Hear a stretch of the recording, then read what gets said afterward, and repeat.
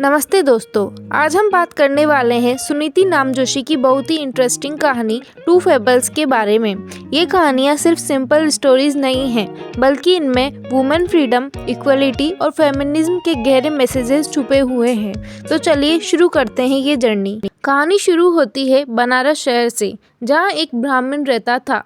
ब्राह्मण बहुत गरीब था और उसे सबसे बड़ी चिंता थी कि उसके कोई बेटा नहीं था। उसे लगता था कि बेटे के बिना उसका जीवन अधूरा है, क्योंकि समाज में बेटा ही वंश को आगे बढ़ाता है। वो रोज सोचता, आई am a Brahmin, I am a man, but I have no son, what is the meaning of my life. एक दिन वो भगवान विष्णु के मंदिर में गया और प्रार्थना करने लगा, हे प्रभु, मुझे एक बेटा दीजिए।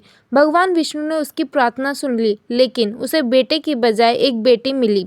अब ब्राह्मण डिसपॉइंटेड हो गया। उसने सोचा, I wanted a son but I got a daughter. लेकिन उसने हार नहीं मानी। उसने बेटी से कहा, no matter, I will teach you what I know. तुम मेरी बेटी हो, लेकिन मैं तुम्हें अपना बेटा समझकर नॉलेज दूंगा। हम दोनों साथ मेडिटेशन करेंगे और भगवान से गाइडेंस लेंगे। बेटी ने मेहनत से पढ़ाई की, मेडिटेशन किया और बहुत जल्दी नॉलेज में परफेक्ट हो गई। तभी भगवान विष्णु दोबारा प्रकट हुए और बोले, क्या चाहिए तुम्हें? इस बार बेटी ने जवाब दिया, मुझे एक औरत नहीं, एक इंसान समझा जाए। I want human status. यह सुनकर भगवान विष्णु चुप हो गए और एक कमीशन बना दिया, क्योंकि यह डिमांड सिंपल नहीं थी। यह कहानी हमें ये सिखाती है कि औरत की असली लड़ाई सन बनने की नहीं, बल्कि ह्यूमन बीइंग की तरह एक्सेप्ट होने की है। अब दूसरी कहानी है स्वयंवर। कहानी शुरू होती है एक छोटी प्रिंसेस से। प्रिंसेस को विस्लिंग करना बहुत पसंद था। उसकी माँ कहती, डोंट विसल, ये लड़कियों का काम नहीं है। लेकिन प्रिंसेस ने हार नहीं मानी। वो रोज़ विसल करती रही और उसमें एक्सपर्ट हो गई।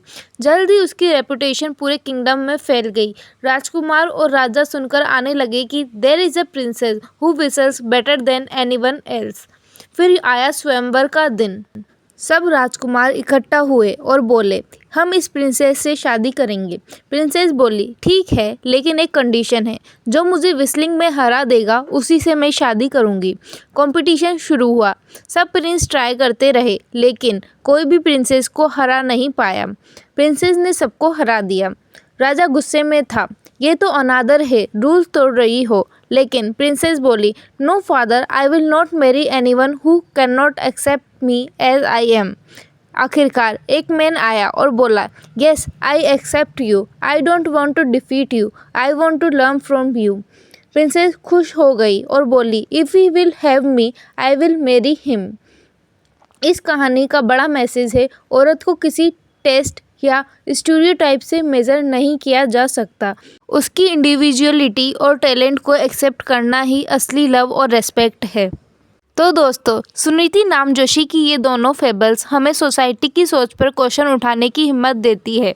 पहली कहानी फ्रॉम द पंचतंत्र हमें बताती है कि औरत को सिर्फ डॉटर या सन नहीं, बल्कि ह्यूमन बीइंग मानना चाहिए। और दूसरी कहानी स्वयंवर सिखाती है कि औरत की इंडिविजुअलिटी को सप्रेस नहीं करना चाहिए, बल्कि उसे सेलिब्रेट करना चाहिए। यही है फेमिनिज्म का असली मतलब, equal respect, equal freedom, equal identity.